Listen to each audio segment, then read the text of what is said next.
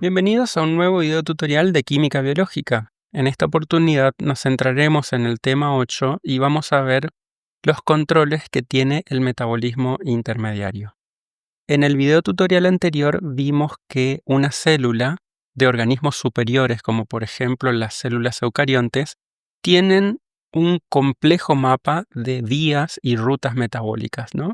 Que para que se lleven a cabo correctamente, evidentemente necesitan tener un control muy preciso y exacto. Entonces, la necesidad de un control metabólico es casi obvia y está centrada en el hecho de aumentar la eficiencia de las vías metabólicas o aumentar la eficiencia que tiene que tener una célula para ejercer su función, y para eso se requiere un control al menos en 3 niveles.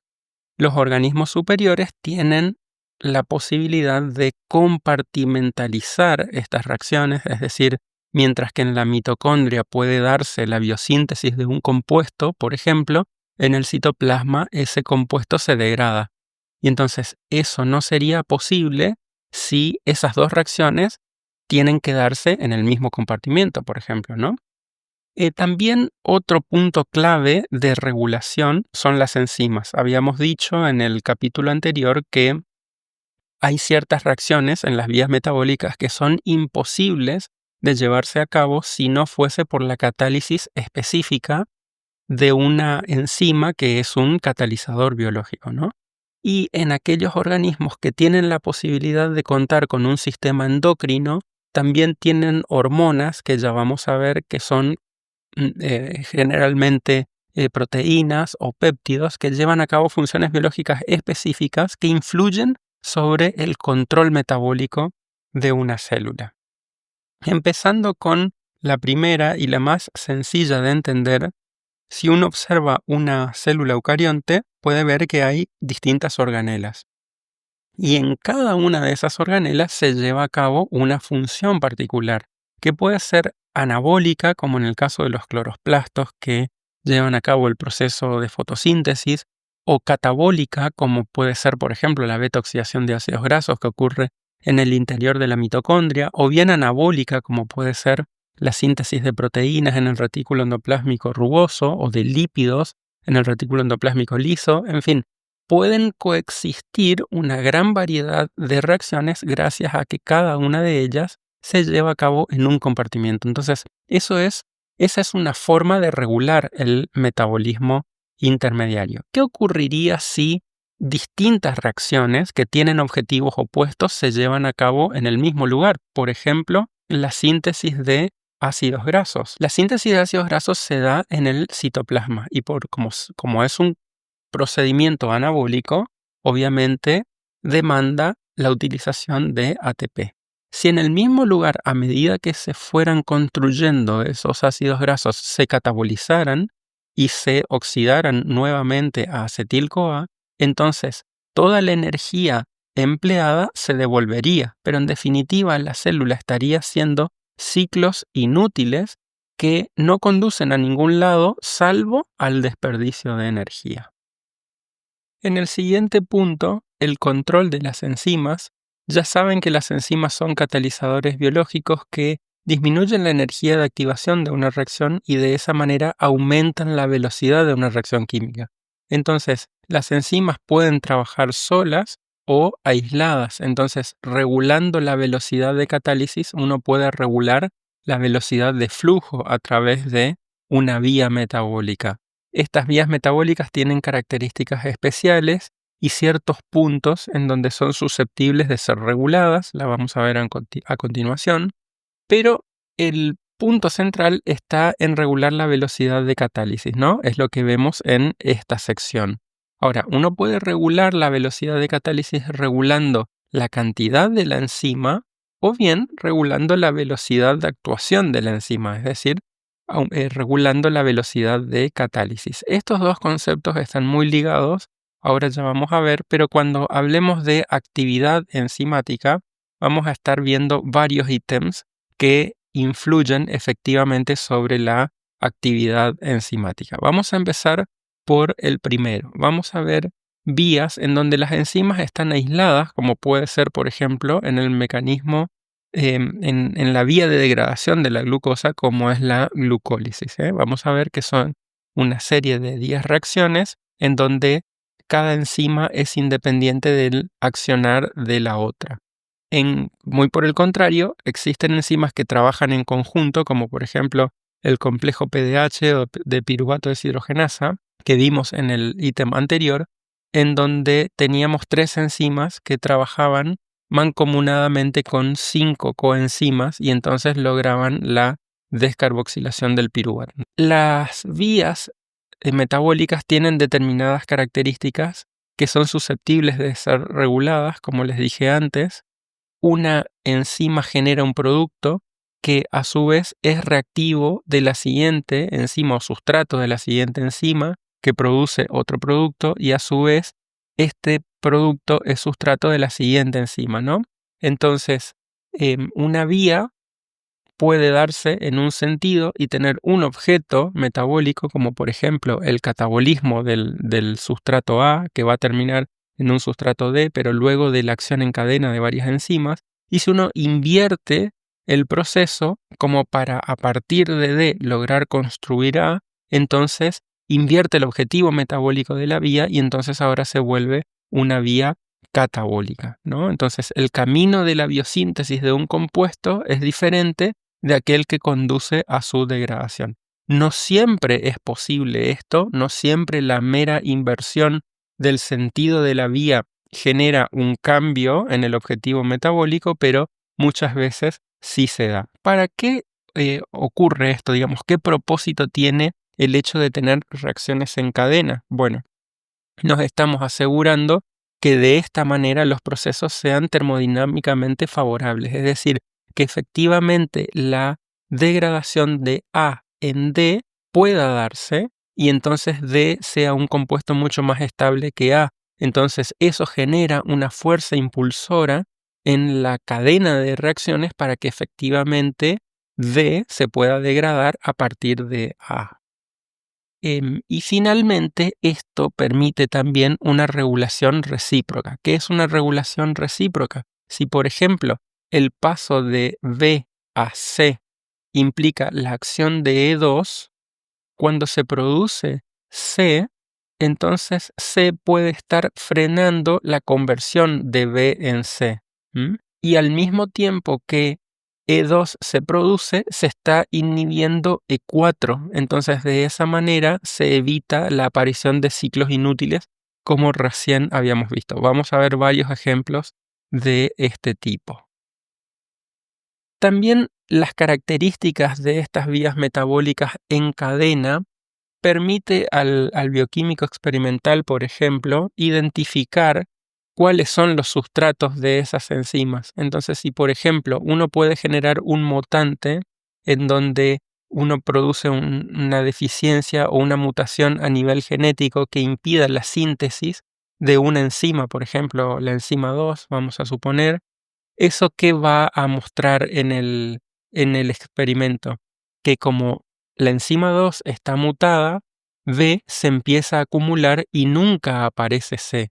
Entonces, de esa manera, uno puede atribuirle la responsabilidad biológica a la enzima 2, por ejemplo, ¿no? Y así, generando distintas mutantes, uno puede ver el rol biológico que tienen las enzimas sobre qué sustrato actúa y qué produce.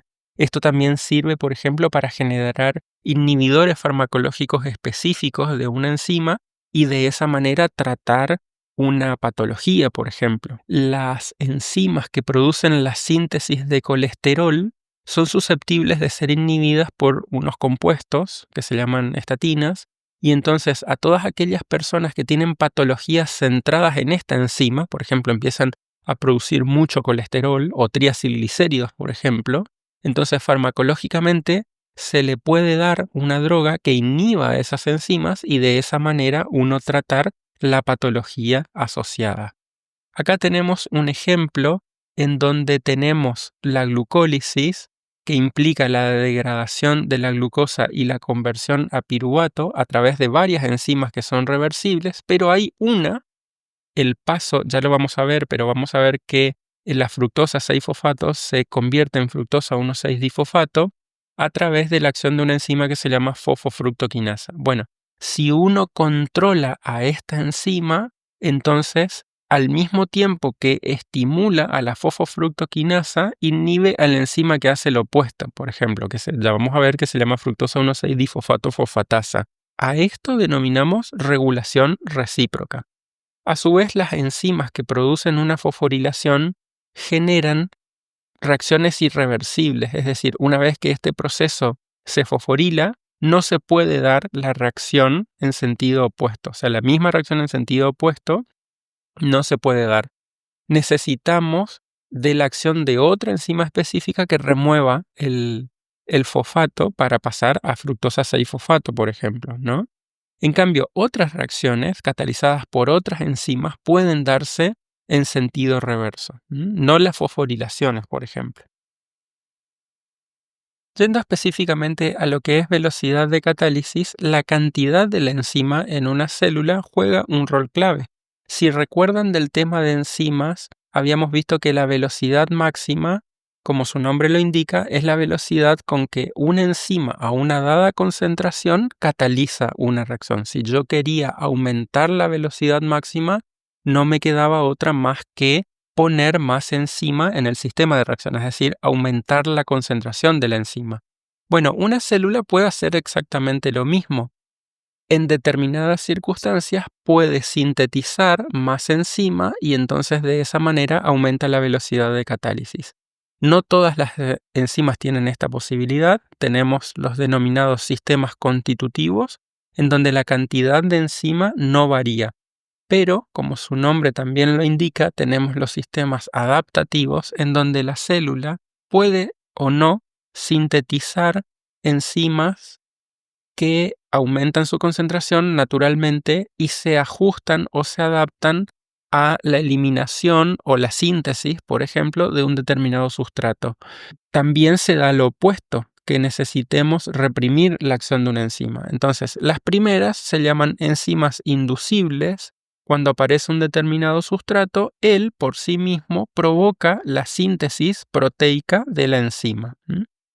Y por el contrario, como les decía, hay sistemas que son represibles, es decir, suprimen su actividad o su síntesis y entonces el producto final inhibe la actividad del gen, por ejemplo, que está sintetizando a esta enzima. Un ejemplo de esto, vamos a ver una vía metabólica en el tema que viene, que es la gluconeogénesis, es decir, la construcción de glucosa a partir de otros metabolitos que no necesariamente son glucídicos, como el piruvato, por ejemplo. Entonces, el producto final de esta vía es glucosa y cuando aumenta la concentración de glucosa, esta glucosa suprime, por ejemplo, al promotor del gen que sintetiza una enzima que es la fosfonolpiruvato carboxiquinasa, que cataliza esta acción, el paso de oxalacetato a fosfonolpiruvato. Entonces, el producto de la síntesis inhibe la transcripción del gen y de esa manera entonces la enzima termina siendo reprimida. Entonces, habíamos visto que la cantidad de enzima está muy relacionada con la actividad, por lo que les conté de la velocidad máxima de una enzima. Pero suponiendo que la cantidad de enzima no varía, vamos a ver cómo se puede regular la actividad de esa enzima. La primera regulación es la regulación a nivel de sustrato, y esto ya estudiamos cuando estudiamos catálisis de Michaelis-Menten, por ejemplo, o catálisis de una enzima. Entonces veíamos que el producto de catálisis puede aumentar en función del tiempo si nosotros aumentábamos la concentración del sustrato. Entonces tenemos esta velocidad de aparición del producto con esta concentración.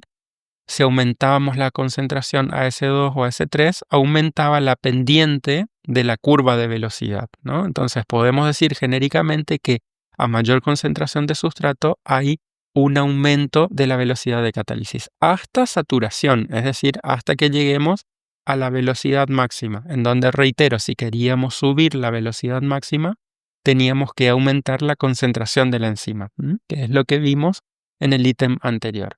Por el contrario, hay algunas enzimas en donde se da que cuando aumenta su producto, inhibe la formación de producto porque están inhibiendo a la enzima. Por ejemplo, en la primera reacción de la glucólisis vamos a ver que actúa una enzima que se llama hexoquinasa que fosforila a la glucosa en esta posición y se genera glucosa 6-fosfato.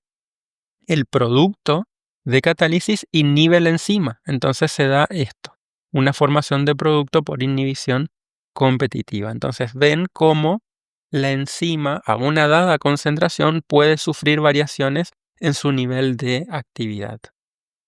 También tenemos, y lo habíamos visto en el tema de enzima, lo que es el alosterismo. Entonces hay enzimas que tienen un sitio activo, que como vimos tenían un sitio de unión y un sitio catalítico, pero en otro lugar muy diferente al sitio activo puede darse un lugar o un sitio en donde actúa un modulador alostérico. Un modulador alostérico es una molécula diferente al sustrato que actúa en otro lugar en la enzima, que cuando se pega a la enzima hace variar la estructura cuaternaria de la enzima y entonces puede pasar, por ejemplo, de una forma tensa a una forma relajada y aumentar en ese proceso la afinidad por su sustrato, ¿sí? Y entonces de esa manera aumentar la velocidad de catálisis. Las curvas de actividad o de velocidad de una enzima con modulación alostérica tiene esta forma de S itálica, ¿no? Entonces, a medida que aumenta la concentración de sustrato, también, al igual que las enzimas micaelianas, aumenta la velocidad de reacción, pero la curva de velocidad tiene esta forma. Entonces, uno puede ver que no todas las concentraciones de sustrato regulan de la misma manera la velocidad de catálisis. Fíjense, en esta zona de la curva o en esta zona de la curva, grandes concentraciones de sustrato producen pequeñas variaciones en el nivel de velocidad. Pero en esta zona, fíjense que pequeñas variaciones en la concentración del sustrato mueven grandemente la velocidad de catálisis. Entonces, eso se da porque en esta zona está seguramente actuando un modulador alostérico y entonces varía la velocidad de catálisis. Fíjense lo que pasa con una enzima como es la fosfofructoquinasa, una enzima de la glucólisis, que tiene regulación alostérica con el ATP. Entonces, cuando el ATP está bajo, tiene esta velocidad de catálisis. Si el ATP está alto, tiene esta velocidad, es como que se frena la enzima, se requiere mayores concentraciones de sustratos para que la enzima alcance la misma velocidad. Y de la misma manera, pero en forma análoga, grandes cantidades de ATP, de AMP, fíjense cómo aumentan aún más la velocidad de catálisis. Entonces, con poquitas cantidades de sustrato, ya la enzima pica y empieza a catalizar la conversión de fructosa 6-fosfato en fructosa 1,6-bifosfato. Otro factor que influye sobre la actividad de la enzima son las modificaciones covalentes.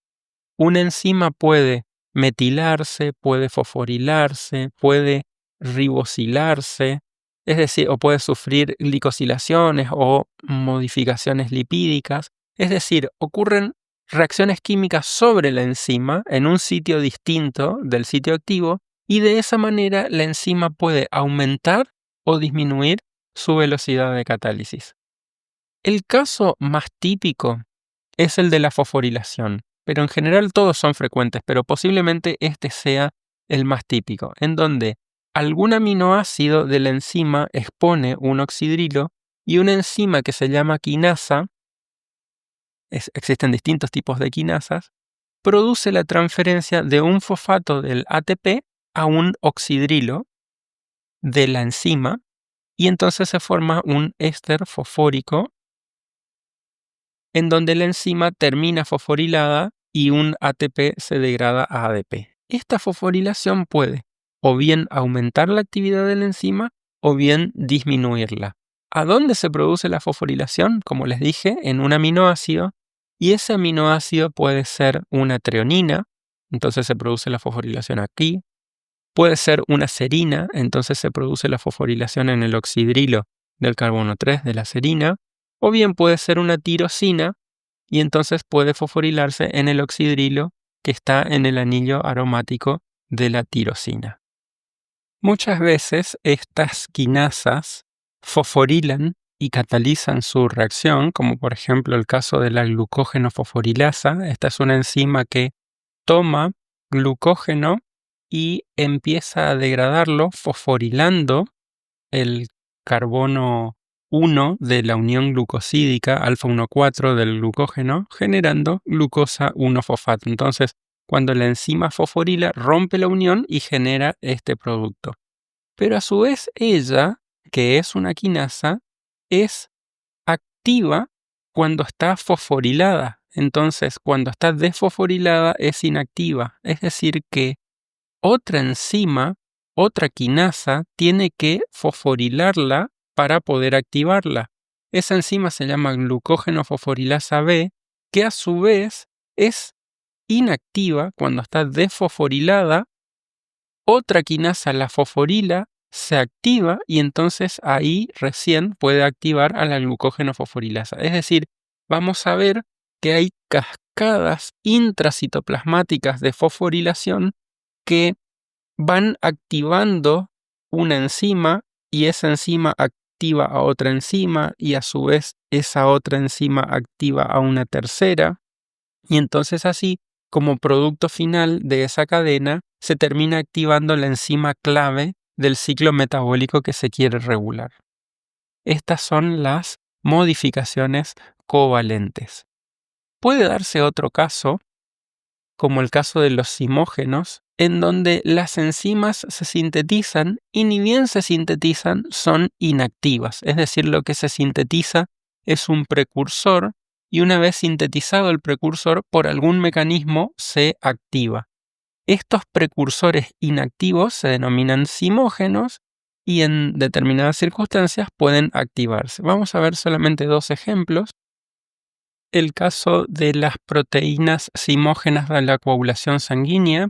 Estas enzimas son proteínas que se van activando unas a otras y finaliza esta cascada con la polimerización de un zimógeno que se llama fibrinógeno. Este fibrinógeno se rompe, genera otra proteína que se llama fibrina. Esta fibrina polimeriza y esta fibrina puede polimerizar gracias a la activación de una enzima que se llama trombina. Entonces, cuando la trombina rompe el fibrinógeno se transforma en fibrina, esta fibrina polimeriza y forma una red que se va entrecruzando y así se forma el coágulo o clot. A su vez, la trombina se sintetiza como protrombina y se activa cuando se activa el factor 10 y el factor 5, ¿no? Entonces, así sucesivamente en cadena. La protrombina se activa, se transforma en trombina activa, que se llama factor 2. La trombina actúa sobre el fibrinógeno se polimeriza a fibrina. Primero se forma un coágulo débil. Cuando actúa el factor 13, ese coágulo débil se transforma en un coágulo firme y así se genera la red de fibrina típica de los coágulos sanguíneos. Y el otro ejemplo, aún más típico, está dado por las enzimas de digestión, tanto en el estómago como en el páncreas. En el estómago se fabrica la pepsina, que es una enzima que aparece cuando el pepsinógeno, su precursor, se transforma en pepsina y esto se da en un medio ácido, típico del estómago. También en un medio alcalino, en el duodeno, tenemos las enzimas pancreáticas, como por ejemplo la tripsina, la quimotripsina, la carboxipeptidasa, la lipasa. Por ejemplo, la tripsina se sintetiza como tripsinógeno y otra enzima que se llama enteropeptidasa transforma el tripsinógeno en tripsina, que es una proteasa activa, y a su vez esta proteasa activa actúa sobre el quimotripsinógeno, transformándolo en quimotripsina, sobre la proelastasa, transformándola en lastasa para que esta enzima rompa las fibras de elastina, por ejemplo, o activa a la procarboxipeptidasa en carboxipeptidasa o la prolipasa en lipasa. Entonces, se rompen en el intestino, se transforman de inactivas en activas y empiezan a degradar. Degradan las proteínas que están presentes en los alimentos y así contribuyen al proceso de digestión. Muy bien, entonces todas estas son modificaciones que se van dando sobre las enzimas que tienden a aumentar la velocidad de catálisis. Vamos a ver ahora, por último, qué son las isoenzimas. Son formas de regular la actividad de catálisis, pero no se dan en una misma molécula, sino que las isoenzimas son formas alternativas de enzimas que catalizan una misma reacción, pero no son exactamente las mismas moléculas porque no se sintetizan en los mismos tejidos. Entonces tenemos, por ejemplo, una enzima que se llama lactato deshidrogenasa, que ya vamos a ver que lo que hace es reducir el piruvato a lactato. Esto se da en sistemas anaerobios en ausencia de oxígeno. Y entonces esta lactato deshidrogenasa puede estar presente en distintos tejidos como el corazón, el músculo estriado, en riñón, en hígado, etc. Y no son exactamente la misma enzima. Tienen la característica común de catalizar la misma reacción, pero si uno compara la estructura primaria de la enzima, es decir, la secuencia de aminoácidos, uno puede ver que no son exactamente la misma enzima.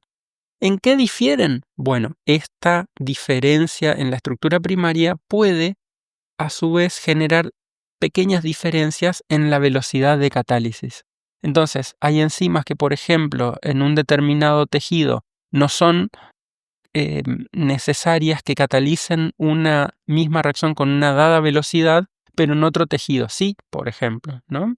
O a su vez pueden diferir en su composición, es decir, en el número o en el tipo de cadenas. Y esto es muy útil porque, por ejemplo, si uno analiza acá la lactato deshidrogenasa en el corazón, puede ver que mayormente la lactato deshidrogenasa está constituida por cadenas H4, por ejemplo. Es decir, están constituidas por 4 cadenas de la forma H. Y en menor proporción, esta forma que tiene 3 cadenas H y una M. Entonces, uno puede ver la constitución de la enzima y puede ver de dónde procede. Esto es muy útil en diagnóstico, porque, por ejemplo, si uno sufre un infarto agudo de miocardio, por ejemplo, esta enzima LDH, que es muy típica del citoplasma celular, no debería estar en el plasma. Si está en el plasma es porque la fibra muscular cardíaca se rompió y entonces la enzima salió del compartimento citoplasmático y pasó a plasma. Ahora, cuando aumenta la LDH, pueden ser por dos cosas. Efectivamente, por esto que les estoy diciendo, un infarto agudo de miocardio o bien un desgarro muscular. Entonces, en ambos casos se rompen fibras musculares. Pero no es lo mismo una fibra muscular cardíaca que una fibra muscular estriada. Entonces, en una contractura muscular intensa, uno puede ver que se libera LDH, pero esa LDH tiene esta isoforma, la H2M2 o la M4. En cambio, en un infarto agudo de miocardio, se libera primordialmente la isoforma H4. Entonces, el bioquímico puede identificar estas isoenzimas, diagnosticar si la persona tuvo o un desgarro, una contractura muscular o bien un infarto agudo de miocardio. Fíjense que, aunque catalizan la misma reacción, difieren en sus valores de Km, la constante de Michaelis, para el piruvato, porque no son exactamente la misma enzima, como les dije antes. Además, fíjense que el piruvato, por ejemplo, inhibe a la H4, es decir, inhibe alostéricamente a la lactato deshidrogenasa en corazón y no en músculo. Entonces, de esa manera, el músculo puede reducir el piruvato a lactato. A su vez, puede hacer algo que se llama ciclo de Cori, y eso no puede hacer el corazón. ¿Por qué? Porque la lactato deshidrogenasa es diferente, es una isoenzima diferente. Entonces, esto le da al músculo propiedades biológicas diferentes que no tiene el músculo cardíaco. Y esto se debe justamente a que la regulación viene dada por la presencia de isoenzimas distintas en ambos tejidos. Bueno, llegando al final de este tema, nos queda por ver el último nivel de control, que es el control hormonal. Lo vamos a ver en el tema 12 cuando veamos interrelaciones metabólicas, pero ya con esto tenemos todas las herramientas como para empezar a estudiar cada vía en particular. Y como conclusión de este tema, una imagen vale más que 1000 viñetas que podamos poner de conclusión, pero fíjense que, por ejemplo, en esta patología que se da en el hígado, que es el hígado graso, vamos a ver cómo confluyen miles de vías metabólicas, y si uno pone en perspectiva todas las vías metabólicas que pueden darse en una célula, puede ver que en esta imagen simplificada de lo que es el metabolismo intermediario integral, un control metabólico preciso y exacto es tan necesario como la vida misma para que la célula maximice su eficiencia, sobre todo en lo que hace al control del consumo y la producción de energía. Acá tenemos un mapa de todas las vías metabólicas y es tan complejo que ni siquiera puede entrar en una lámina de 1 metro por 1 metro. Será hasta un nuevo video tutorial de química biológica.